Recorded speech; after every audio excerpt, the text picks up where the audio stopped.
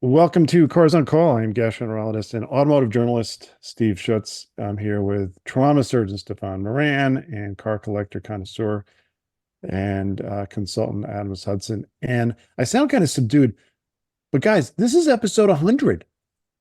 Amazing. Amazing How that did we've such made a it. thing happen?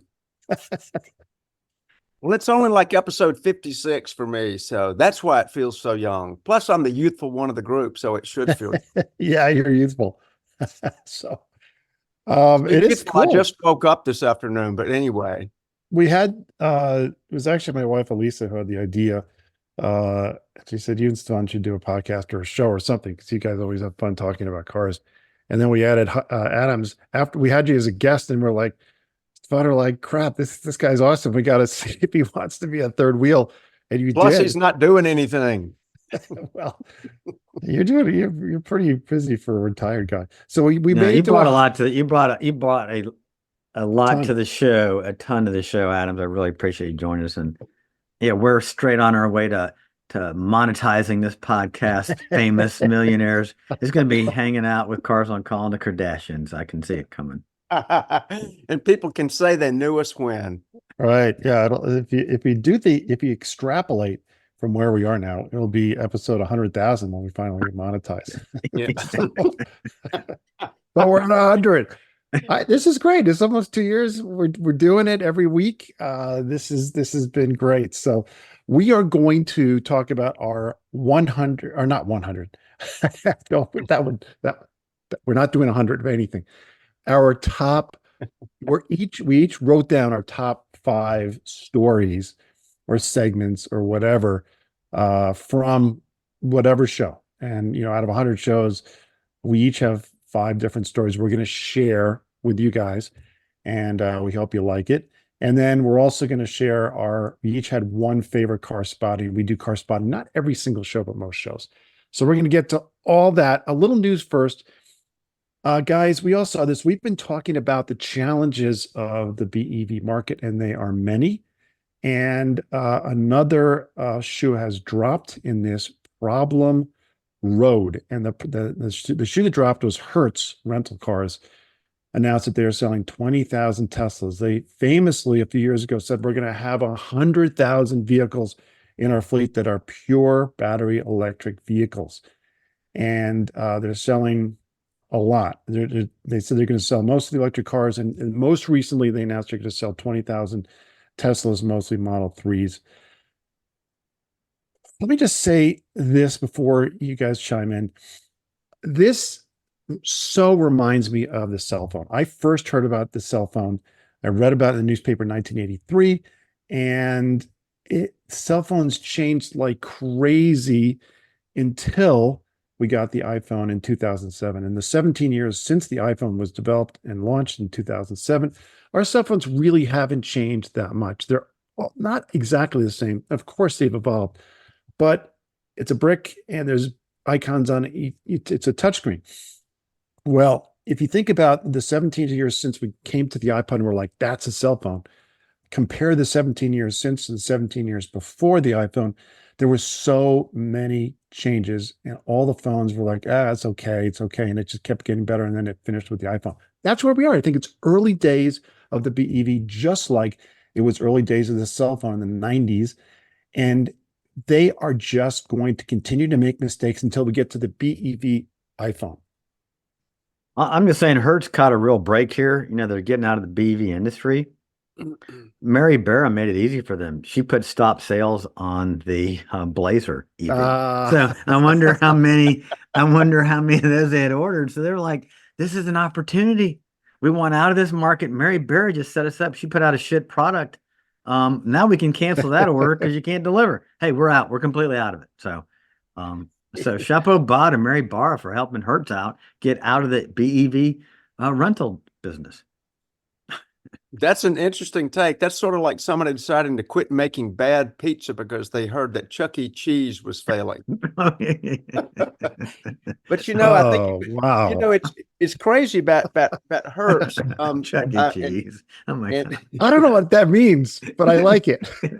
okay, good. That's You never took any of your boys to Chuck E. Cheese, Steve-O? Of course I did. Okay, all right. Well, oh my of God, course the I did. stupid bears and playing Dancing music. Oh around. my God. They were trying to go out of business for like 30 years and they just couldn't leave. They had a rat as a spokesperson and couldn't get out of the restaurant business. Nonetheless, I do believe that the failure of GM may have contributed slightly to Hertz going, hallelujah, here's our foundation. But, can imagine the times you guys have rented automobiles. You pop into the airport, you're in a somewhat unfamiliar city, you're going to rent a car. You already have a little anxiety about, am I going to get there? Am I going to be on time? What's traffic going to be like? Do you really want to ponder the possibility you're going to run out of range before you get there? Like Not Jack Roush really. said, foraging for electricity. It's the last thing you would ever want to do in a rental. Exactly. And would you welcome it on what may be a vacation or a business trip or Hell something? no. So I can see it failing. And I will say one thing in support of episode 100 as well, is that you guys, and then later when I did get to tag along, were already seeing cracks in the dam of the so-called logic that gave us the BEVs en masse. Too much, too fast, too early. And like Yep. Steve talking about the iPhone, an iPhone running out of juice never caused you to walk. And I don't remember any of them ever exploding and killing anyone. So the risks are bigger. And I do feel like there's going to be a downward slide. Yeah, well, it's going to get back to reality. This is pushed by politicians and governments around the world as a saving grace for the planet. And don't get us wrong. We do like BEVs, but like Steve has always said, you buy a car that is a tool. If you're rich, you got a 3-car garage, you can put a $5,000 charger in your garage and you can drive back and forth to wherever you want to go and charge your BEV. Perfect. That's awesome. Mhm. But it's not for the everyday, what do you call them, proletarians, the everyday masses of the people. It's not a vehicle for them. For normal people. For normal people, yes, Right. exactly. Would either guy, I'm going to put the question back before we move on here. Would either of you guys rent a BEV? No way. No. Yeah, No way. me neither. Absolutely not. Funny that did not make it to the product acquisition committee meeting for Hertz. Yeah, exactly. That was a poorly thought out idea. You got to put yourself in the shoes of the customer, and if you do that, then you'll realize they don't want it, and that's what but they should have done it before they sold all their. They bought so many thousands, now they're going to sell them. So, all right, on to the celebration, and Stephan, we'll start with you. We had some great shows, and I think back, I have such great memories, Stephan.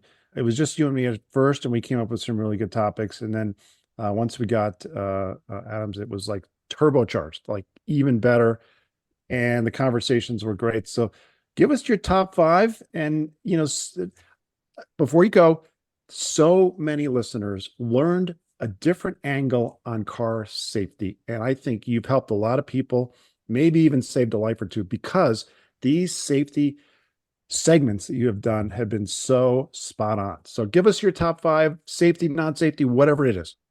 I'll get to safety, but I do want to say on the safety issue that I spent my career saving lives in the trauma bay. And while I also did automotive research, I'd go out, talk about car safety, buying the right vehicle, making safer choices. And I've loved that this podcast, this gives me a venue, the bully pulpit, once again, to preach to the masses that to maybe make that one decision when you drive the car you buy that may save your life or life of a loved one. But I have loved the opportunity this podcast has given me to continue that in a non-operative way. But I do want to, we're talking about EVs, and I haven't seen my phrase yet in published material, but I came up with the phrase, the Teslification of the automotive industry. And from day one, we've been talking EVs, and I came up with this term. And let's talk a little bit about Tesla. Tesla was founded in 2003 by Martin Eberhard and Mark Tarpenning. 2004, Elon Musk brought in a shit ton of money and de facto became chairman of the board, later CEO.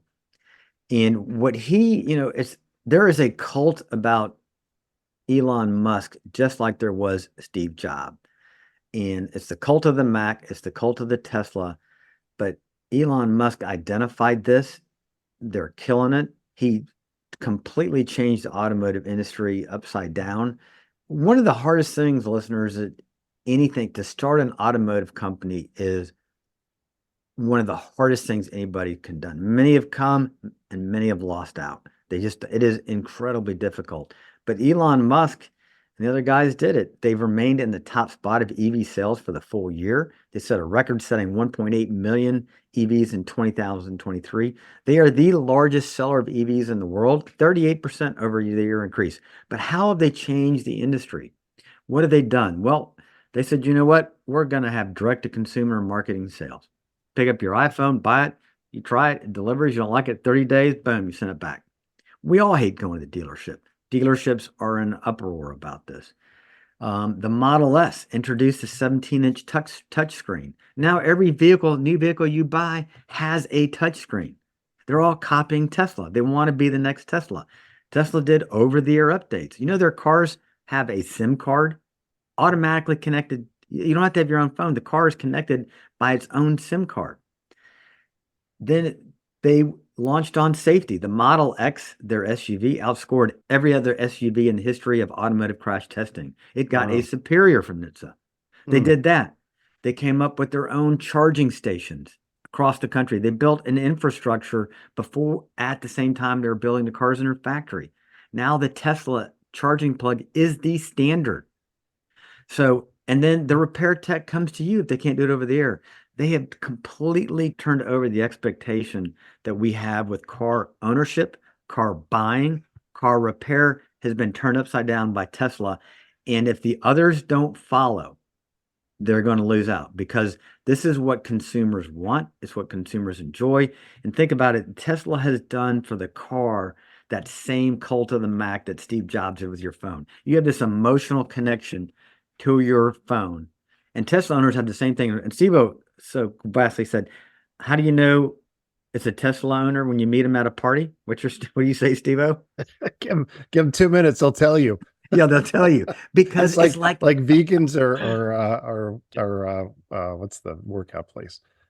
Anyway, CrossFit. Yeah, CrossFit. Yeah, exactly. So I hope to see Teslification in the automotive industry. I should probably put a trademark on that, but they said he couldn't be done. He did it, and he has really set the standard for an EV company. So that's my number one, kind of overall. It wasn't a specific episode, but it came up multiple times. I'll get back to the trauma side. So in episode 1, I told one of my very favorite stories. This is AKA the toes story. This is actually published, but I'll just change the name. So I'll tell the story here. Bob and Karen just came out of the dealership. Bob bought his brand new PT Cruiser in purple. Well, Karen that morning had gone and gotten her toes. She had gotten a pedicure. So she's kind of pissed off because he's just paying all this attention. Bob's paying all this attention to the car. He's not paying any attention to his wife. He could give a shit, care less about her toenails. So she puts her feet up on the dash and is like, look at my toenails. This is the cutest color, whatever. And he has zero interest. Well, they get into an argument because he's talking about the car. She's talking about her toenails. And he blows through, he goes through an intersection and they get T-boned. So the PT Cruiser so for listeners, if you know what a PT Cruiser is, it's like one of the original baby SUVs. It's this kind of jacked up little mini station wagon, 4-door with a hatchback in the back. And the car flips and rolls and it drags across the pavement on its roof. And when the airbag deployed, as you can imagine, you've got your feet on the dash and you have a dash airbag deployed, where are your feet going to go? Straight through the windshield. Right. Yeah. Because the force of that deployment of that airbag will shove your feet right through the windshield. So her feet go through the glass. You can imagine the car is now dragging across its roof, across the intersection, and her right foot gets dragged across the pavement, basically underneath the roof of the car. You remember a guy named Madison Cawthorn, North Carolina congressman. He did the same thing in an X3, had both feet on the dash, and he ended up with a spinal cord injury. So anyway, I took care of her, and she lost the toes on her right foot. There is a picture on The Truth About Cars website. And I got to know Karen pretty well, and we were joking. I was laughing with her, and I said, "Well, I mean, it's time to discharge her." I said, "Good news and bad news. Yeah, the bad news, I had to, to cut your toes off. But we got your stump healed up. Bad news, you won't be able to walk on your tippy toes anymore. But the good news is, Mm. you're going to get half off on your next pedicure." And Oh, crap. she laughed, and we had, I mean, humor is the best medicine, Reader's Digest. The other good So, news is there's one less PT Cruiser. exactly. Oh my All right. gosh. Yeah, that reminds me of we have a little sticker in our office. Obviously, I'm a gastroenterologist, but it said, "Laughter is the best medicine unless you have diarrhea." So, so Dr. Humor. number three, number three, Stephan. All right, so I want to go back to episode 69.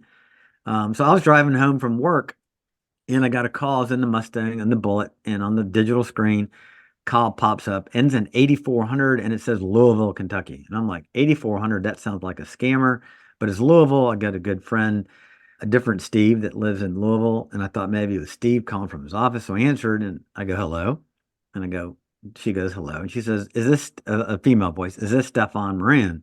I said, "Yes." She goes, "Is this Dr. Stephan Moran?" I'm like, "Who is this?" Because I'm like, she already knew too much information about it. She said, "Hello, I'm Julie Alt. I was your patient 20 years ago, and I've been searching for you for a long time because I wanted to call and tell you thank you." Oh, So it was, a great episode. it Wow. was a very emotional podcast, but to be short, Julie Alt suffered horrific, life-threatening injuries, and she was medevac to UAB when I was faculty there, and it's just the fact that she survived is amazing. That she survived her injury. She had a torn aorta. it's a true And miracle. True It's a miracle. real miracle that she survived. Everything fell in place for her to survive. The helicopter, the crash, the Dr. Pacifico, who was a surgeon. So it is a fabulous podcast. It's me one-on-one with Julie. That's episode 69. That really was a fantastic episode. And then getting back Before I'm you sorry. move on, I hope listeners, viewers will mark that episode number down and go listen to it, and maybe listen to it with your kids. Yeah. It's just how quickly things can change in your day and in your life. And she is also one fantastic storyteller. She is a fantastic storyteller. And if you know someone that doesn't like to wear a seatbelt, Julie was a EMS, what's the word? Dispatcher. And she never put her seatbelt on until after she stopped at the store, basically 2.5 miles from her house, to get a cup of coffee. Then she put on her seatbelt. And she didn't, and she crashed, a horrible crash. But so that's a fantastic episode. Then there's two other episodes that I like put together, 93 and 94. So I came up with the term petacyclist. So when we talk about injuries, we have pedestrians, and then there are pedal cyclists, which is people on bicycles that use their pedals. So it's not motorcyclists. But pedal cyclists and pedestrians are commonly injured in the same fashion and styles in our cities. So I like to call that grouping petacyclist. So I presented a viewpoint in 93 that was talking about how aggressive our vehicles have become. Suburbans, trucks, can't see pedestrians, huge frontal ends. The aggressivity that has contributed to the marked increase in fatalities that we've had in our pedestrians.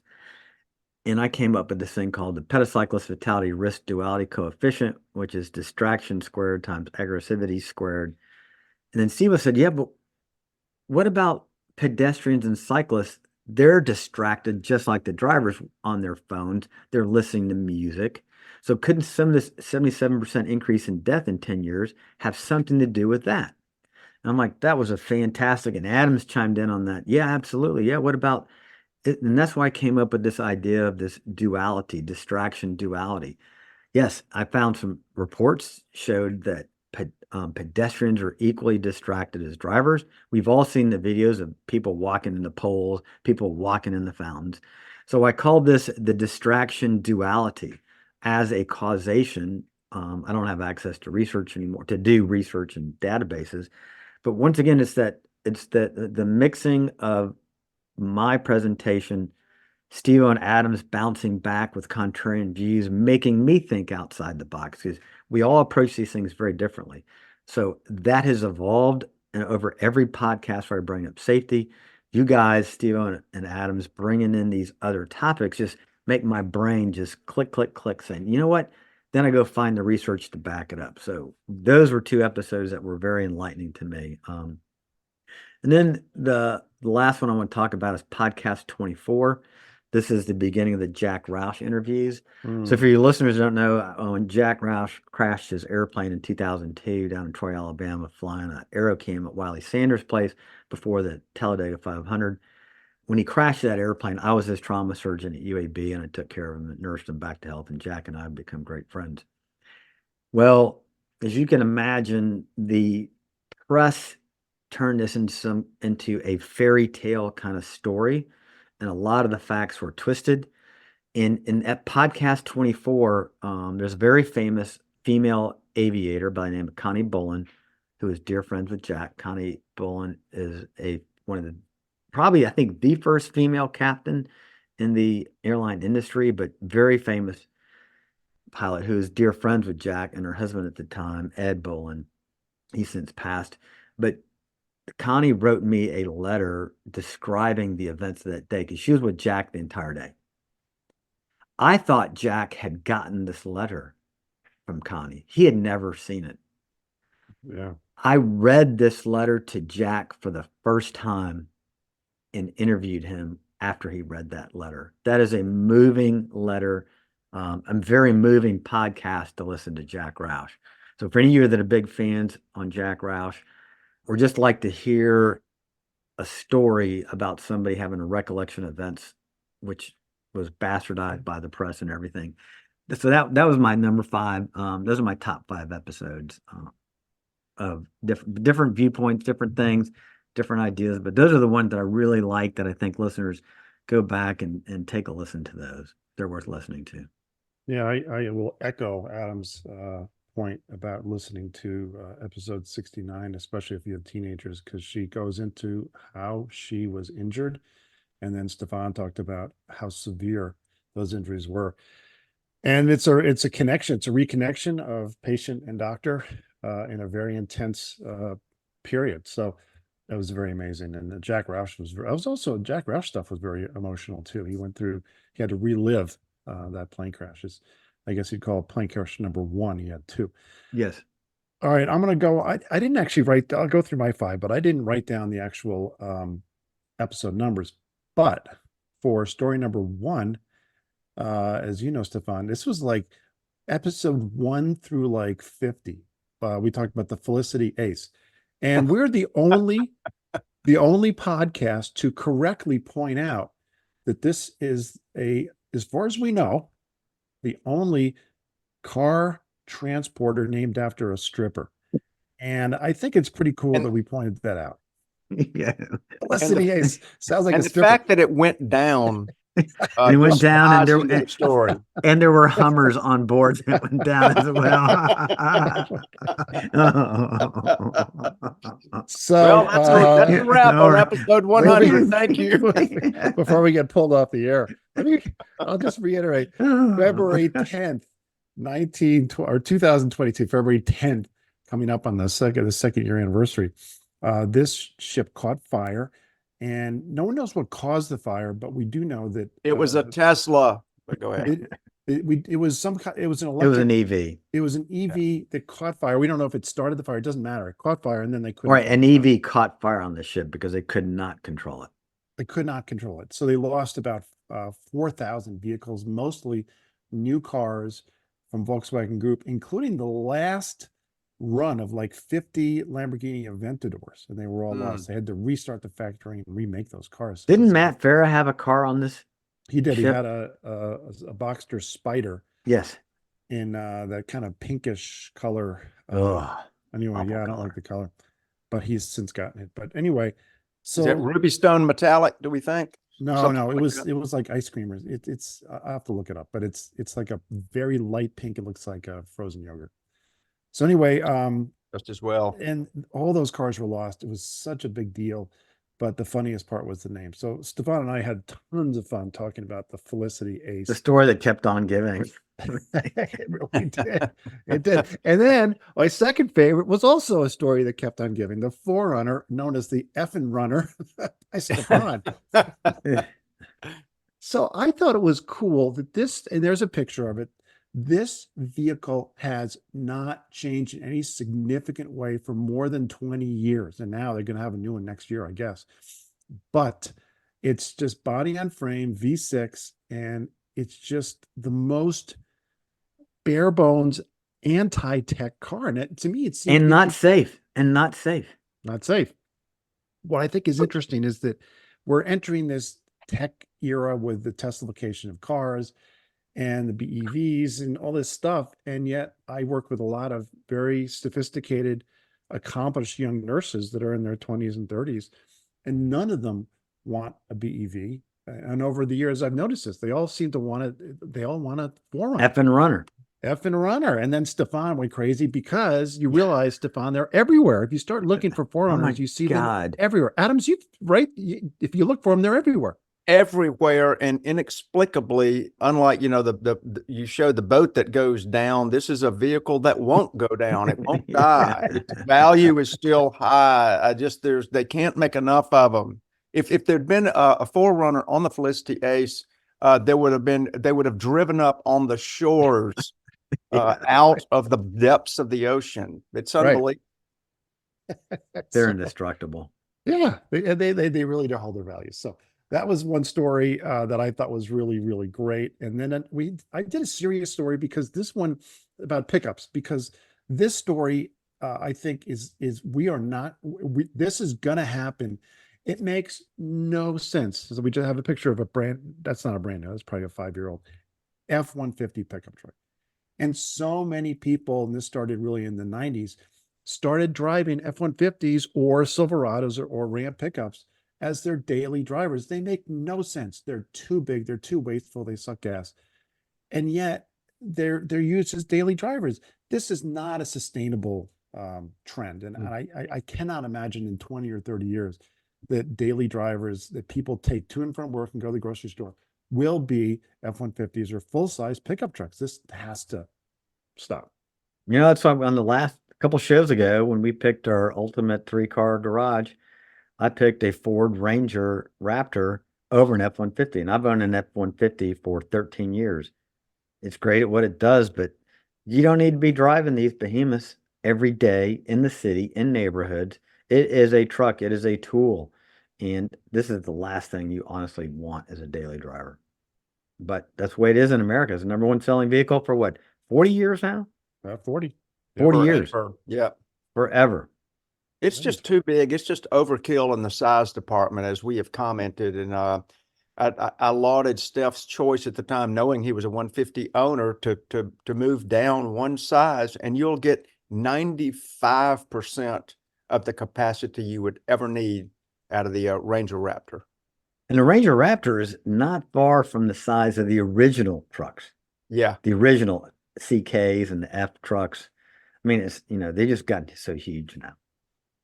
Yeah, my fourth story that I think is my favorite, because we also keep coming back to it, is electric vehicles having to change. And I said enough about that at the beginning of the show, so I'm not gonna repeat that again. But that was one of my top 5 favorite stories. And then there's a picture of a BMW iX.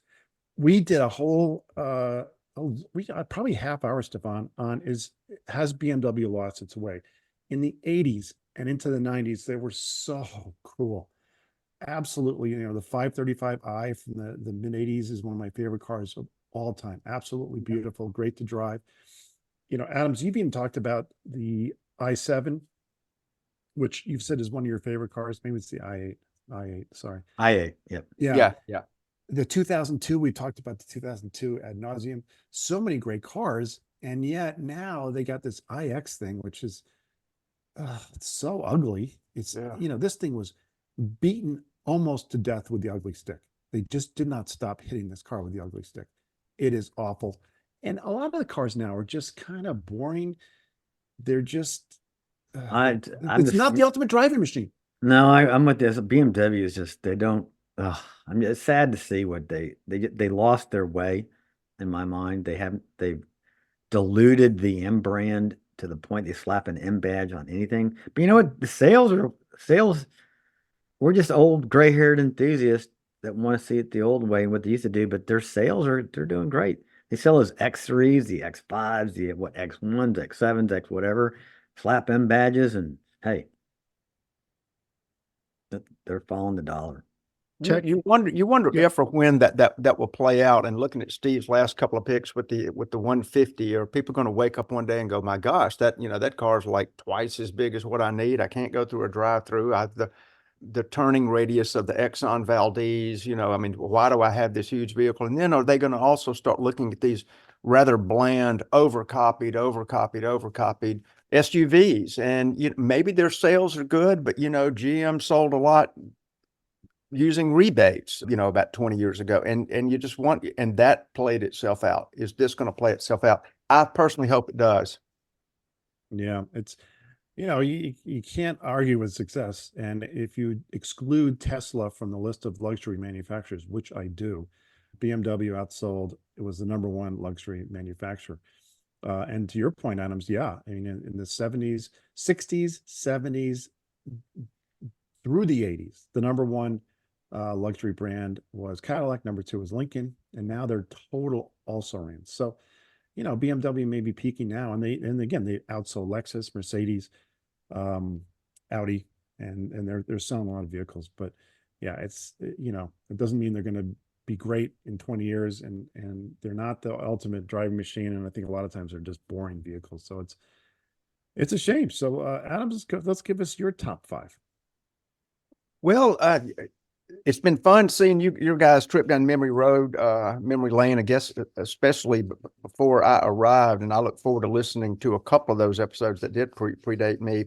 On my 5, I have a little warm-up platter here. My favorite realization was early on when Stephen assigned me Mazda and Mazda's foray into Le Mans. And it also included their failed Amati brand. If you remember, we talked about that. Yes. Going to be sort of like the Infiniti or the Lexus or the Acura. And my favorite realization was that Amati was an anagram for Miata. So I set my own bar pretty low here. That was a great point. I never thought, and it never occurred to me. Yeah, it didn't me either until I started looking at it. My favorite regular addition to the show, we're still not to my top 5 yet, was the horrific green Gonads, copyright and trademark pending, that Steph adds to truly deserving vehicles. That may come up later on in the end. Yes. Put on that BMW iX. I sensed it coming. Yes. All right. Early on for me, episode 48 was when we were assigned picking the ultimate 911T, and I have a photo of that. And what was so fun about it, Steph, it should be somewhere in there. Yeah, give me. Yeah, just keep talking. I'm clicking buttons. I'm good. It's coming. What was so fun about that is that, if you guys have never gone, there it is, to the configurator, it's just, is that even Oslo blue? It said it was Oslo, but I don't think it is. It's not That's Etna blue. It's a GT3 Touring, and it's Etna blue. Etna blue. Is that Etna? Yeah. Yeah, and a GT3 Touring. Okay, it was labeled as Oslo, but no, I can look at that and tell. I do like that color. Maybe this is fate intervening, saying that's what I need. But what was so much fun was going down the configurator list and seeing all the options and thinking, wow, would I even want to do European delivery, or how much fun would it be to get this option? The only thing I would change on the one that I picked, which was not in this color, was to get the heritage interior. And that is such a wonderful addition. And folks, I'm referring to the houndstooth inserts on the seats, which have to be sports seats, by the way. So that was awful fun. Way more recently was the rise and fall of Jaguar. And the one and only graphic that I chose for this was the XJR 13, that Jaguar had initially planned to do a Le Mans assault. And it just shows that, you know, Jaguar had lived such an incredibly celebrated life, and they were just success after success after success. And William Lyons had this huge vision of bringing a luxury car and a performance car and a stylish car to the masses, amply priced, certainly not, well, I would say underpriced versus its competition, but what a smart thing to do, you know, to bring what people want at a little bit of a discount. And that's what a Jaguar was. And they had just monumental favor and monumental respect of their peers, and even Enzo Ferrari, highly complimentary of various models through the years, and they won their share of trophies. And then the fall of Jaguar, of course, that's why this was sort of heart-wrenching, because I'd been a Jaguar fan, owned a few over the years. What's heart-wrenching to see is just what mismanagement does. A very good product and a very sorry vision. And as Stephan mentioned the phrase, and this will play into a lot of car manufacturers even going on now, is those who've lost their way. They have a direction, they're on it, people want to even emulate them, and then they lose it. So that was a favorite episode of mine in sort of a bittersweet way. The most fun episode to me was the one we did, and by the way, that was episode 95 right there. The most fun one was episode 91, which was Kit Cars. Headlined here by this horrific brown Bradley GT, which sort of like, that was the poster child of the kit car. They sold like fire, first of all, because you did see them. But see, this one you can tell, I mean, just look at how poorly the lights fit. And that's brand new. And folks, if you don't have the visual, you really owe it to yourself to take a look at this. It looks like some sort of... That's the Targa version. Yeah, the doors are up or something. Oh my God. Oh, exactly, man. I didn't even think of that. Yeah, they had gull wing doors, which of course was considered so exotic and sexy, but they were made out of about 1/16 of an inch thick plexiglass, which would, if the UV rays didn't cause them to completely cloud, if you tried to open them too quickly, you would break them in half. But the kit car issue was fun because it's like full of dreams and intrigue, and gosh, could I build that in my garage? And many tried, many failed. Yeah, it's looking at that picture reminds me of something my dad used to say frequently with something like this. He'd say, "Yeah, classy with a capital K," and that applies here. Yeah. Just so awful. We all had some good picks in that. I was trying to recall and look That at was fun. Everybody had a sorry pick. I don't remember your guys exactly, but I do remember a Laser 917 making the lineup, and a couple of neoclassics, the old Mercedes SSK built on a VW Bug. I mean, where's the respect? And then one I'm trying to think. Yeah, okay. Well, this is you know, we've had some incredible guests on this show. We have had a lot of fun, folks. I enjoyed, I forget who is it. I can't remember. Steve, was it your friend, Mike Clark, the Bizzarini man? Yes. Or is that Stephan's? No, it's my neighbor and friend. Yeah.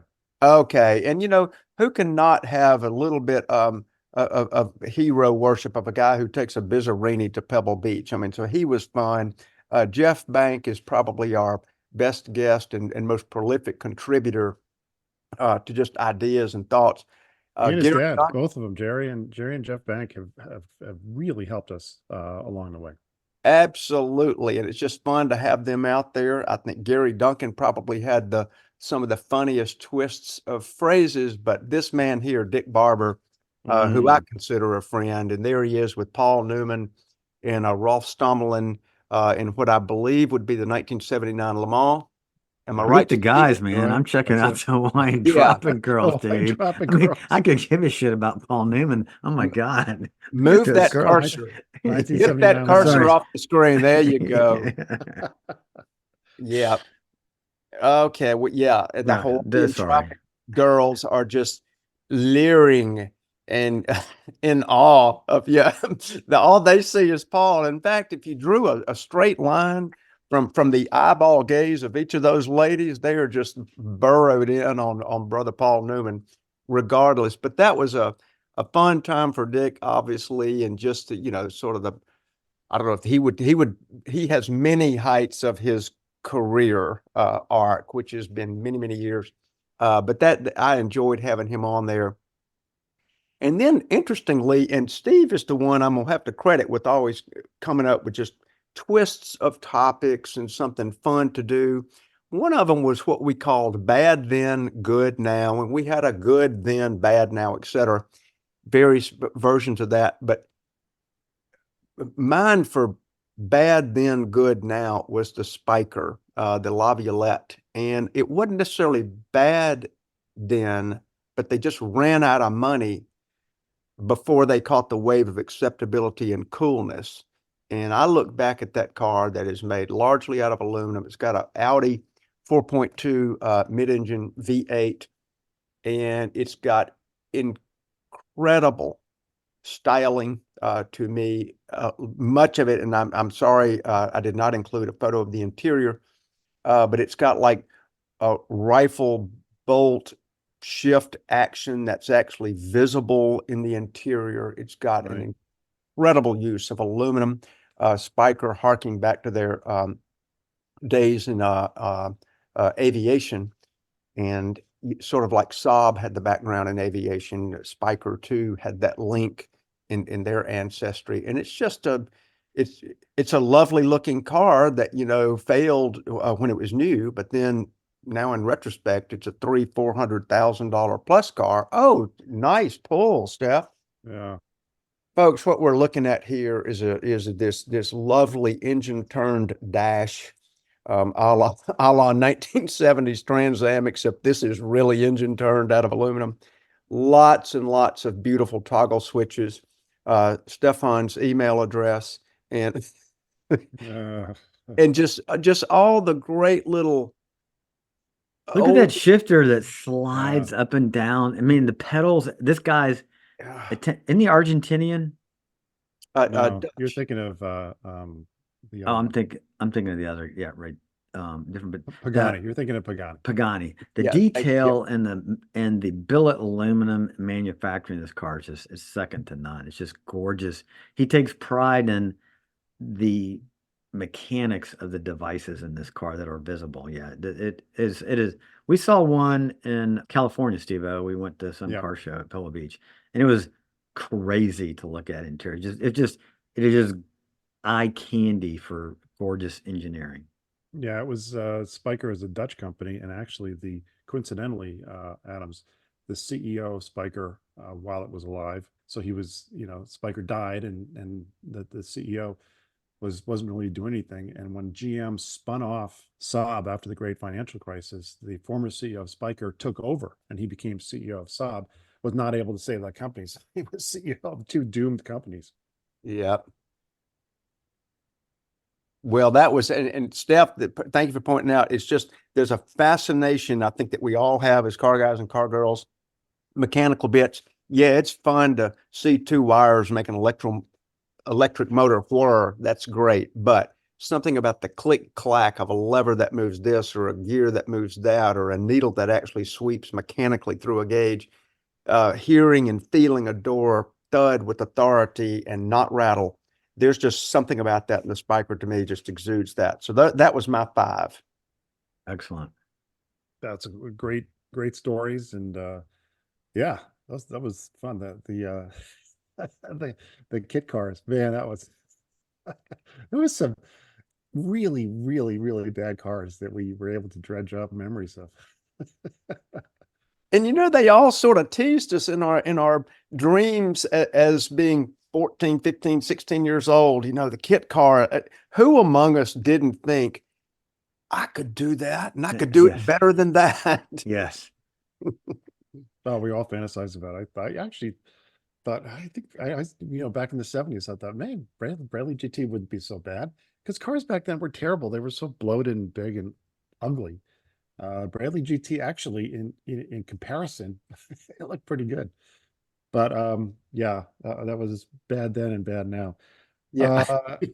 All right, we did car spotting, and we've all contributed to this, and actually Jeff Bank is sending some cars too. So we've all contributed, and I'll go with my first one. Yeah, My let me find it here. my favorite car spotting. I've seen so much stuff, and I think the one we did last week is kind of my favorite, but I'm not gonna, I'm gonna say my real favorite. But the when I saw a mint condition Gen 1 Audi TT coupe, I'm like, damn, 20 years later, that thing it's almost 25 years later. It looks so good. And I was so happy to see that. But I'm going nostalgic, and 1978 Dodge Aspen wagon was a car that I spotted. This is not the car I spotted, but it looks just like it. And it's a looker too. It's a looker. My favorite was the Plymouth Volare. Yeah, the sister car to this, the twin was the Volare.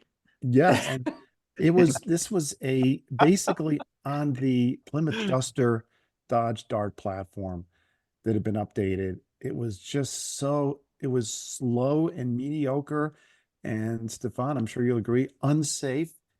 And there was nothing luxurious or good about it. It was just a bad car. They had terrible quality, but I kind of like it. Could you explain the depths of what it is about this that makes Stevo has a soft place in his heart for rejects. I have this car is from the Malaise era, and that's, we went from it is the cars. epitome of malaise. Yeah. Yeah. And another one is in 1978. I think 78 was the worst year of the Malaise era, but 1978 Indy Pace Car Corvette. Oh God. And I called that the epicenter of the Malaise era. I think it probably is, but the Dodge Aspen is it's Malaise with a capital M. So yeah, that was my favorite. You look at that thing, and I tell you, and it's funny that you pick it. And I think we pick some of these that are our favorites, or are in some way sort of the superlative, are most unusual, or most interesting, or most humorous. And that particular one, being the epicenter of the Malaise era, and you just look at it. Let's go back to it. Let's just look at it for a minute.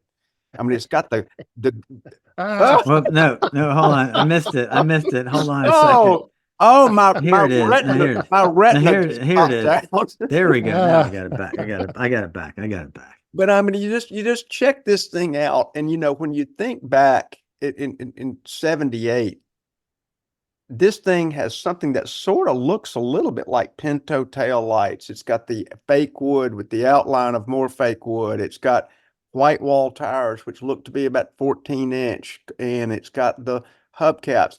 And, this is 1978. We keep bashing that year, but if you think at the exact same time, this is when Porsche brought us the 911 SC, which was breaking through and breaking out, and is still considered a big landmark year. Mercedes-Benz was producing absolutely superior vehicles, even in 78, with the SL, SEL, SLC, which is an ugly vehicle, but a quality vehicle.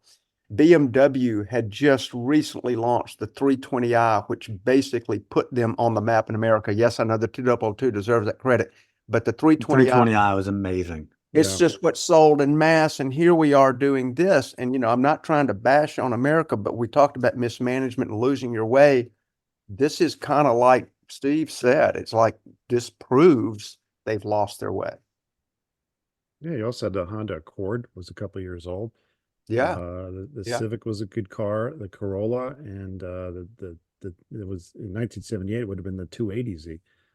Some great cars. Yeah. Yeah. A funny thing said about this before we move on to, I guess, Steph's car spotting.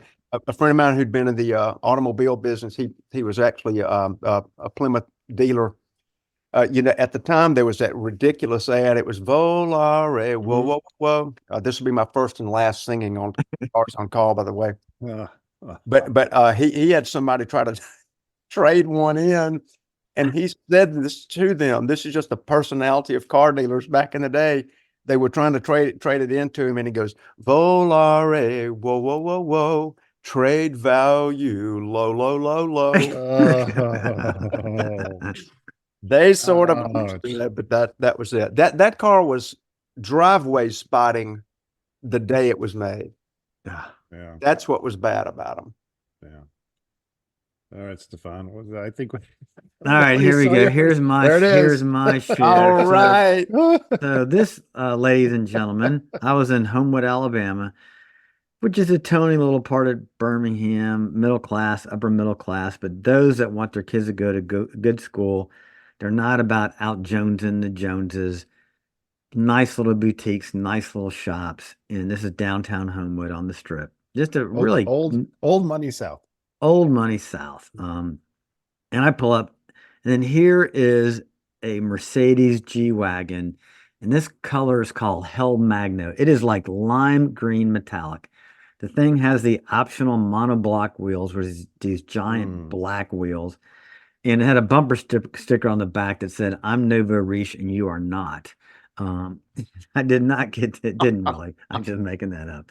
But so this thing stuck out. I mean, there were Range Rovers, there were Discoveries, there were, your classic Suburbans, there were some Genesis, there was your classic range of nice, cars. And this thing just stuck out like a sore thumb. It did not belong there. So if you're watching on TV, this gets my Nutsack Award. So this year I started the Nutsack Award for various cars and things I don't like. So it's got the truck's nuts hanging off the back of it.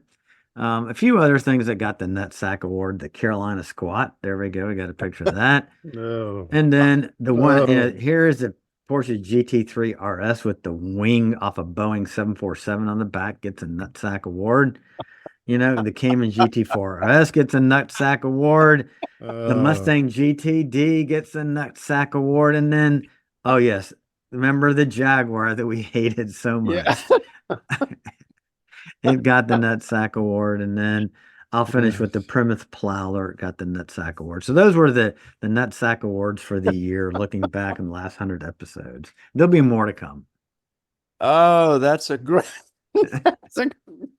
rundown of losers. Oh, I'm gonna have to wash that visual out of my head before I go to sleep tonight. Before we hear yours, Adams, whenever I see a G-Wagon, and they do sell a lot of them, so you see them around. I always think of Daniel Mack, who's always goes up to people and say, "Hey, what do you do for a living?" And it was in Beverly Hills, and a really very attractive 20-ish-year-old woman gets out of this vehicle. It's a G-Wagon. And great. What do you do for a living? She's well dressed, and she smiled, a big smile, and said, "I'm a stay-at-home daughter." And that's such a great line. So I always think of that. I always associate with the G-Wagon. So Adams, you spotted some great cars. I can't wait for your choice. That's a fun thing to do. And listeners, if you've not been with us a while, it's just where you see something in traffic, or you see something maybe at a Cars and Coffee that you just hadn't seen in a while. It can be unusual. It can be different. Anything that's a standout doesn't have to be a show car. And mine is absolutely not a show car. We were in Montana this past fall at some point, and I saw not this particular car, but that's the photo that I sent. Rotting in a field, and so my photo was kind of a distance away, in a junkyard, was a Bricklin just sitting there rotting away. There were old bits of farm implements and some old early 70s, mid 70s Corvette laid up next to it, and a half of a boat.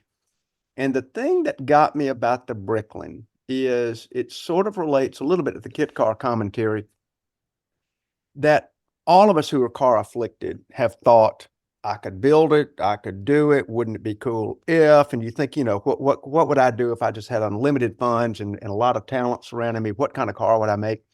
And, for Malcolm Bricklin, it was this. He'd made a good bit of money off the Subaru, what was it called, a 360 or something like that. Yeah, I think it's Subaru 360. And he made a bunch of money, and he decided to build this car in Canada. And actually, there is as awful a car as it is. I can hear the moans throughout internet land. it was a decent idea, and he actually had a couple of groundbreaking things. It was called the SV1, for which our trauma surgeon would appreciate, standing for Safety Vehicle One. You'll notice that door sill sitting higher than the hips of the occupants, and in an effort to sort of build in a side intrusion beam to the car. It had decent rollover capability. I don't know how it would rank today, Stephan. I don't even know if the numbers would exist, but it tried to have an integrated roll bar. It had energy absorbing bumpers that weren't the awful looking ones that the rest of America had, which stuck out like, I don't know, like picnic tables, 5 feet out front, the dumb looking things. And this was decently integrated. The car itself, I guess the good and the bad. The good is one man's dream. The bad is this is where a lot of them end up, Yeah.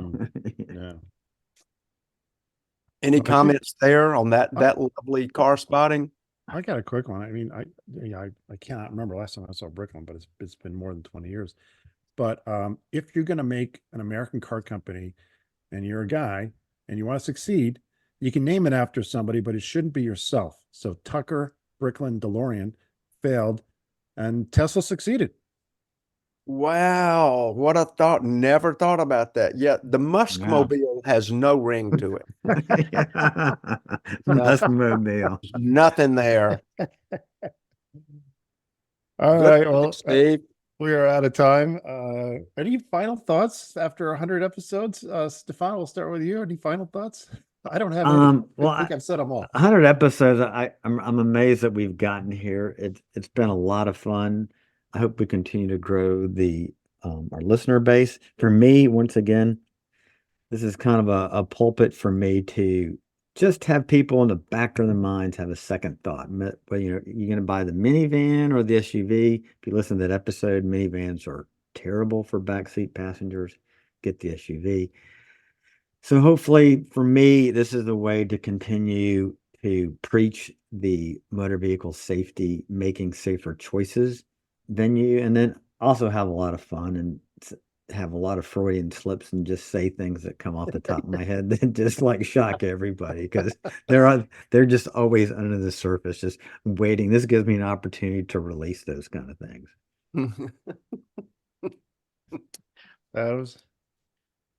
It's funny, Stephan saying that. It's like, Stephan would be making an absolutely perfect point and a really deep point, but occasionally a word will flow out that's like it came out of the Yahtzee sack. It's like, what did he say?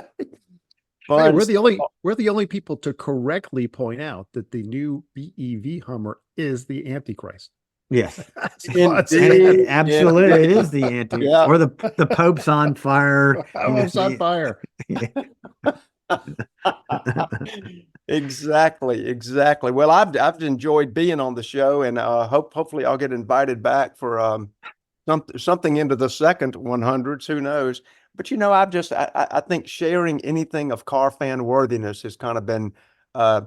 They sometimes say that the best way to learn something is to attempt to teach it, and in this case, it's to attempt to share it. So it's made me appreciate the sharing of and the thoughtfulness of a lot of the topics chosen by Steve, and so occasionally we'll pipe in there with something fresh or different, and that's been the fun part to me.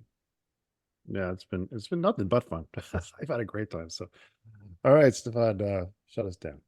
All right, 100 episodes in the books. Like, listen, subscribe, hit that bell, tell your friends, leave comments. We're on YouTube, Instagram. Send us an email at carsoncall@icloud.com. I'd love to hear from you. And Steve-O, look forward to the topics for episode 101.